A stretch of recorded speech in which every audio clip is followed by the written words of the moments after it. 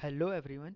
इस वीडियो में हम टाइप्स ऑफ प्रोस्पेक्टस के बारे में पढ़ेंगे। तो टाइप्स ऑफ प्रोस्पेक्टस पे जाने से पहले चलिए ये देख लेते हैं कि प्रोस्पेक्टस आखिर होता क्या है। A prospectus is an advertisement or an invitation from a company to the general public to subscribe or purchase shares or debentures issued by the company. So एक प्रोस्पेक्टस एक इनविटेशन तरीके का होता है जो कि कंपनी ऑफर करती है जनरल पब्लिक को, ताकि जो जनरल पब्लिक है वो कंपनीज के शेयर्स को सब्सक्राइब कर सके और जो कंपनी है वो जनरल पब्लिक से फंड रेज कर सके।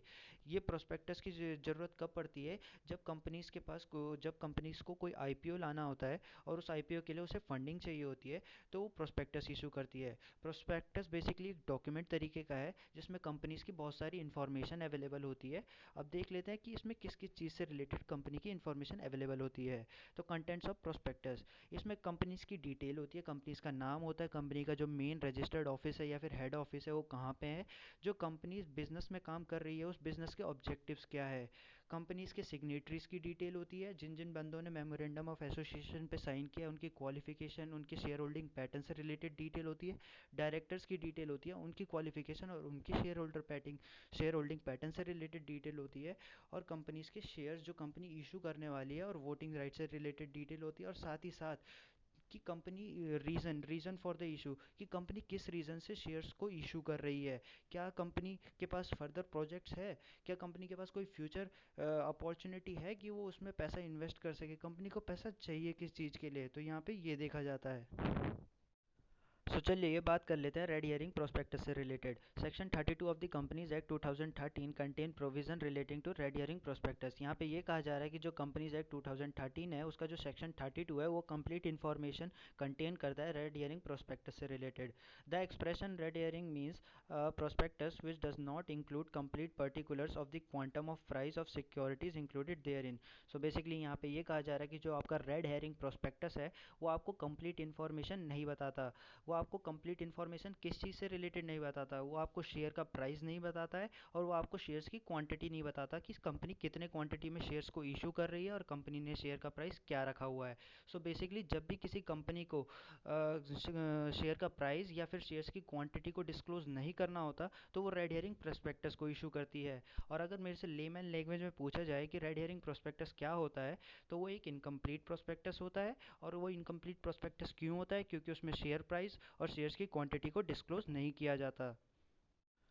अब आप सोच रहे होंगे कि कोई कंपनी रेड हियरिंग प्रोस्पेक्टस को इशू क्यों करती है, या फिर कोई कंपनी रेड हियरिंग प्रोस्पेक्टस को कब इशू करती है। तो यहाँ पे दो रीजंस दिए गए हैं, रिस्क ऑफ अंडर सब्सक्रिप्शन और रिस्क ऑफ अंडर प्राइसिंग। चलिए इन्हें थोड़ा डिटेल में कर लेते हैं। रिस्क ऑफ अंडर सब्सक्रिप्शन, जब भी कंपनीज के डायरेक्टर को ये डर रहता है कि जो उनका आईपीओ है वो फुल्ली सब्सक्राइब नहीं हो पाएगा या फिर अंडर सब्सक्राइब हो जाएगा, तो वो रेड हियरिंग प्रोस्पेक्टस को इशू करते हैं। अब यहाँ पे मेरा अंडर सब्सक्रिप्शन से क्या मतलब है? जो सेबी है जो कि पूरे स्टॉक मार्केट को रेगुलेट करता है, उसकी कुछ गाइडलाइंस होती है जिसके अनुसार जब भी कोई कंपनी आईपीओ लाती है तो उसे एक लिमिटेड टाइप पीरियड के अंदर अपने आईपीओ को 90% सब्सक्राइब करवाना पड़ता है। और अगर वो इस काम में फेल हो जाती है तो उसने जितना भी पैसा पब्लिक से लिया है उसे उन्हें वापस करना होता है। तो अगर मैं एक हाइपोथेटिकल एग्जांपल लूँ, एक कंपनी 100 करोड़ का आईपीओ ला रही है और उस लिमिटेड टाइम पीरियड के अंदर वो सिर्फ 89% ही लोगों को सब्सक्राइब करवा पाई। तो जितना भी पैसा उसने पब्लिक से लिया था 89%, वो उसे पब्लिक को वापस करना पड़ेगा। अब हम सेकंड रीज़न की बात कर लेते हैं जो कि है हमारा रिस्क ऑफ अंडर प्राइसिंग। तो इसमें क्या दिया गया है कि confusion among directors in deciding a fair price. जब भी जो डायरेक्टर्स होते हैं उनके मन में एक कन्फ्यूज़न रहती है कि हम अपने शेयर का फेयर प्राइस कैसे डिसाइड करें। तो उन्हें हमेशा एक डर रहता है कि अगर हमने शेयर का प्राइस कम इशू किया तो जो बिज़नेस है उसके लिए कैपिटल कम पड़ जाएगी, और अगर हमने ज़्यादा इशू कर दिया तो क्या पता पब्लिक सब्सक्राइब ही ना करे। तो इसके लिए वो क्या करती है, वो एक प्राइस बैंड को इशू करती है। प्राइस बैंड से मेरा मतलब क्या है कि वो एक मिनिमम और एक मैक्सिमम प्राइस डिसाइड कर देती है, और जो पब्लिक होती है उसे इनवाइट करती है कि आप खुद आके इस पे बिड कीजिए कि आपके हिसाब से कौन सा प्राइस सूटेबल है। तो जिस पे भी मैक्सिमम ऑडियंस बिड करती है और जो कंपनी की कैलकुलेशंस के हिसाब से सूटेबल होता है, उस प्राइस को कंपनी का फेयर शेयर प्राइस डिक्लेयर कर दिया जाता है। ये जो बिडिंग होती है ये 3 दिन तक चलती है। सो नेक्स्ट हमारा आता है डीम्ड प्रोस्पेक्टस और प्रोस्पेक्टस बाय इम्प्लीकेशन। अब ये हमारा डीम्ड प्रोस्पेक्टस क्या होता है? सो यहाँ पे दिया गया है कि many companies do not directly offer their shares and debentures to the public but sell their shares and debentures to the third party or an issue house with understanding that the party or issue house would present the same to public. In such situation, document by which the party or issue house offer company shares and debentures to the public is called deemed prospectus। बहुत सारी companies ऐसी होती है जो अपनी securities को directly public को issue नहीं करती। वो क्या करती है, अपनी जो भी सिक्योरिटीज़ उसे इशू करनी होती है, शेयर्स और डिबेंचर्स, उसे इशू कर देती है इशूइंग हाउस को या फिर किसी थर्ड पार्टी को। और जो वो थर्ड पार्टी होती है वो इशू करती है उसे फिर पब्लिक को। और जब वो पब्लिक को इशू करने जाती है तो उसके लिए वो प्रोस्पेक्टस नहीं देती पब्लिक को, वो देती है डीम्ड प्रोस्पेक्टस। डीम्ड प्रोस्पेक्टस भी एक डॉक्यूमेंट तरीके का होता है बट वो प्रोस्पेक्टस नहीं होता, उसे प्रोस्पेक्टस मान लिया जाता है। इसलिए यहाँ पे वर्ड का इस्तेमाल किया गया है डीम्ड प्रोस्पेक्टस और प्रोस्पेक्टस बाय इम्प्लीकेशन। जैसे एग्जांपल देख लेते हैं। फॉर एग्जांपल मेरी कोई कंपनी है XYZ लिमिटेड और मैं चाहता हूँ कि मैं डायरेक्टली पब्लिक को शेयर इशू ना करूँ, तो मैं अपने शेयर पहले इशूइंग हाउस को इशू करूँगा और जो इशूइंग हाउस है वो पब्लिक को इशू करेगा, जिसके लिए वो डीम्ड प्रोस्पेक्टस का इस्तेमाल करेगा। अब ये डीम्ड प्रोस्पेक्टस किस चीज़ से रिलेटेड होगा? क्या ये इशूइंग हाउस से रिलेटेड होगा? नहीं, ये मेरी कंपनी से रिलेटेड होगा। अब क्या क्या रीजंस होते हैं डीम्ड प्रोस्पेक्टस को इशू करने के, या फिर कोई कंपनी डीम्ड प्रोस्पेक्टस को क्यों इशू करती है? तो यहाँ पे बेसिकली दो रीज़न दिए गए हैं।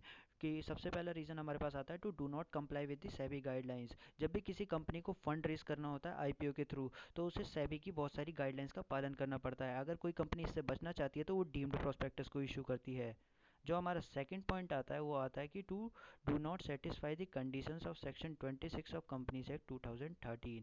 तो बेसिकली जब भी किसी कंपनी को आईपीओ लाना होता है तो उसे कंपनीज एक्ट 2013 का जो सेक्शन 26 है उसमें भी बहुत सारे रूल्स एंड रेगुलेशंस को मानना पड़ता है। अगर कंपनी इन सब चीज़ों से बचना चाहती है या फिर इन सब चीज़ों को फॉलो नहीं करना चाहती तो वो डीम्ड प्रोस्पेक्टस को इशू करती है। एट लास्ट अब हम ये समझते हैं कि सेल्फ प्रोस्पेक्टस क्या होता है। Refer section 31 of the companies act 2013 for the provision of self prospectus. Self prospectus means a prospectus in respect of which the securities or class of securities included therein are issued for subscription in one or more issued over a certain period without the issue of further prospectus। यहाँ पे ये कहा गया है कि self prospectus एक prospectus होता है जब भी कोई कंपनी ये चाहती है कि वो दो तीन बार फंड रेज करे बट उसके लिए सिर्फ एक ही प्रोस्पेक्टस इशू करे। बेसिकली क्या होता है कि जब भी कंपनी फंड इशू करती है, फंड रेज करना चाहती है पब्लिक से, तो उसे हर बार फंड रेज करने के लिए एक नया प्रोस्पेक्टस इशू करना पड़ता है। पर अगर कोई कंपनी ये चाहती है कि वो सिर्फ एक बार प्रोस्पेक्टस इशू करे और कुछ लिमिटेड नंबर ऑफ टाइम्स में वो अगर फंड रेज भी करती है, नंबर ऑफ टाइम्स में फंड रेज करती है, तो उसे दोबारा प्रोस्पेक्टस को इशू ना करना पड़े, तो वो सेल्फ प्रोस्पेक्टस को इशू करती है। अब इसका रीज़न देख लेते हैं, इसको इशू करने का क्या रीज़न होता है।